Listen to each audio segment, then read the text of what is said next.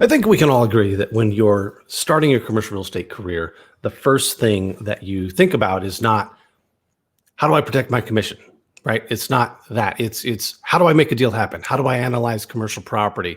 What do I do with the buyer? How do I find the deals? And sort of, a couple tiers down the line is, well, how do I get paid? In residential, it's a little bit different, but in commercial, it's a lot less secure. Let me tell you first, my very first deal, I learned a $60,000 lesson. My very first commercial transaction, I lost $60,000 in commission. It got negotiated away at the 11th hour. Poof, gone. Nothing I could do about it because I didn't protect myself. There's nothing I could do. I got a couple $1,000s as just kind of a token gift from the listing agent. And I learned a valuable lesson, way overpriced in my opinion. I wish I had known what I know now. You're going to learn that right now.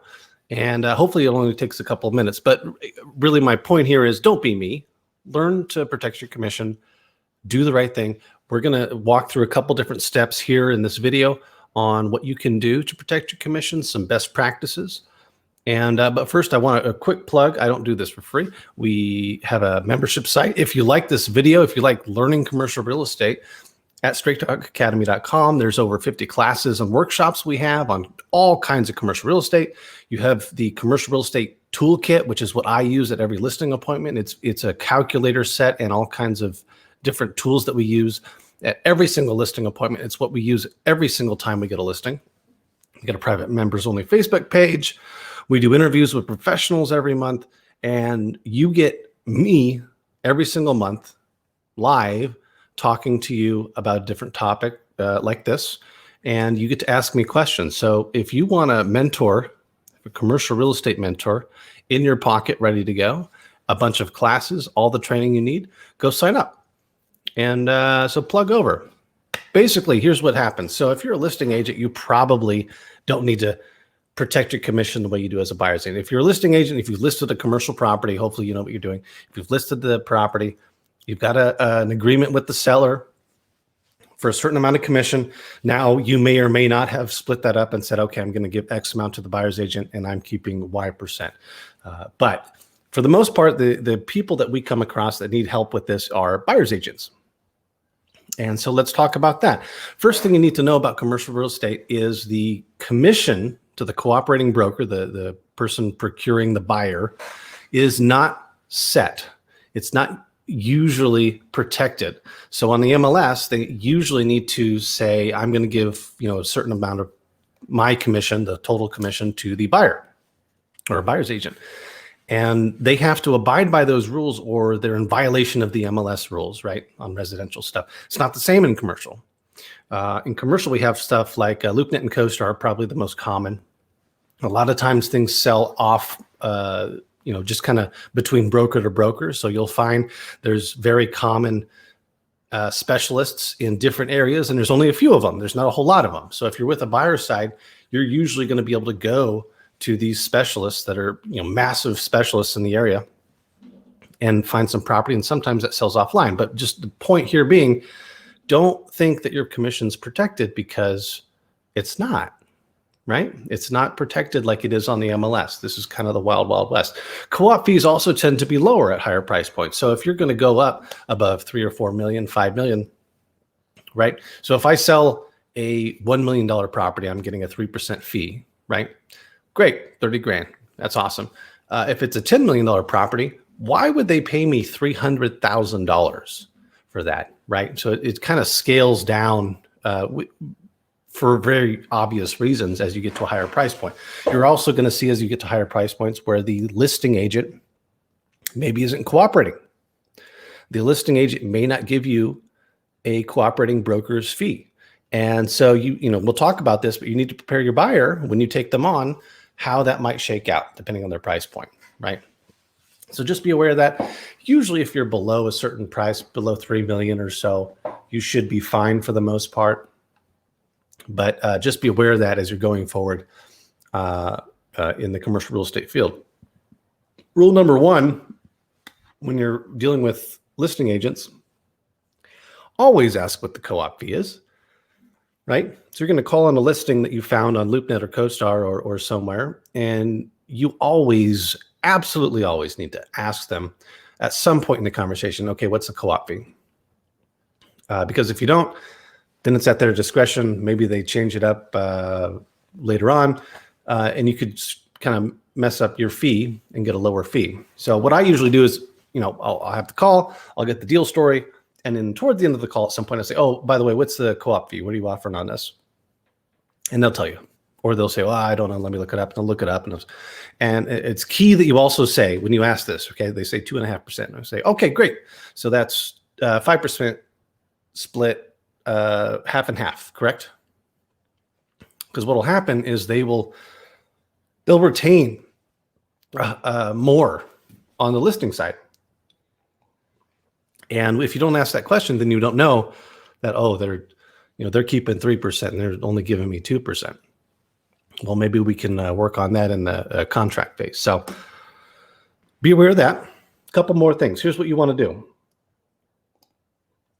As you're onboarding your buyer, as you're vetting them, right? So you're going to vet your buyer. You're not just taking any buyer that says, I want to buy a commercial property. You're going to vet them, make sure they're serious, make sure they have enough money. Part of that discussion is what your fee is, right? So we've got a minimum fee up to 5 million. Then after 5 million, it changes.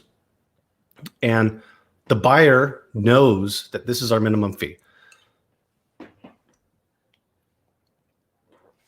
Part of our discussion with the buyer is that, look, most of the time, especially in our price point, the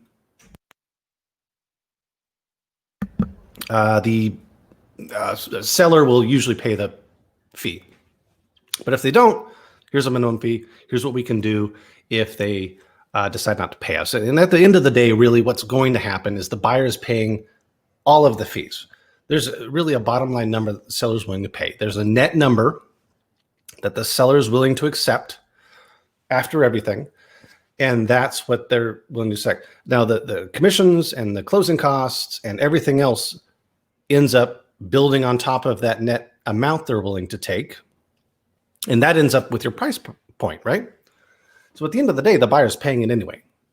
So have that discussion with the buyer. Say, look, here, my minimum fees, whatever percent up to this amount, and then we take a flat fee as a minimum amount. We'll do everything we can to get the listing agent to give us our fair share. Almost always that happens, but if not, we're going to have to talk about what to do if that happens. And there's some other things you can do in that case. So first off, have that conversation with your buyer. Second, you need to have a written agreement with the listing agent. So sometimes we do this, sometimes not. Usually we do, especially if the contract is a attorney drafted one, which usually in commercial real estate, oftentimes you find it is. Sometimes it's a boilerplate state contract, but a lot of times you'll see it's an attorney contract. And what ends up happening most times is the listing agent will send you a written agreement that's maybe 1 page or half a page that says, you're going to get X% of the sales price if it closes with this buyer. And that's it. So you can ask for that, or oftentimes, especially the more professional guys, they'll just send it to you. That'll be part of the package. Once you reach an agreement, or towards the beginning, of negotiations, they'll send that to you. So just get a written agreement. Second, you need to declare your fee in writing. So what I usually do is I confirm it by email. If I can get it in the contract, I do. Usually they don't allow that. So, but I'll throw it in there anyway. Letter of intent's always going to have that in there. I actually just had a client, or not a client, but a student of ours actually just use our letter of intent from straighttalkacademy.com, and they got an extra $14,000 in commission because they liked the letter of intent that he wrote so much that he increased the fee. The seller increased the fee he was paying to our student, and the student got an extra $14,000, which is awesome. So confirm it by email. Say, hey, John just spoke to you. Great. Just want to confirm these deal points and the co-op fees X%. We'll let you know what we think. Boom, done.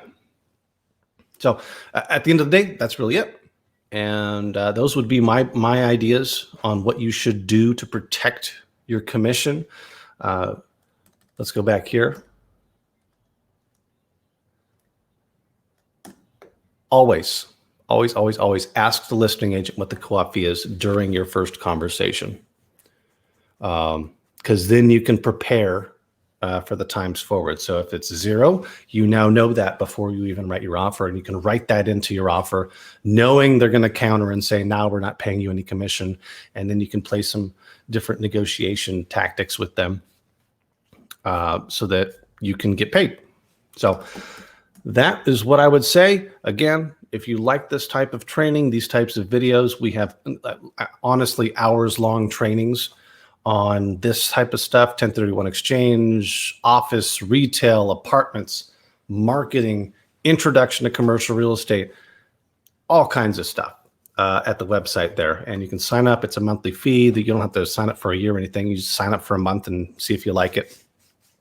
It is an absurd amount of value, if you ask me. So go sign up there if you like this type of training.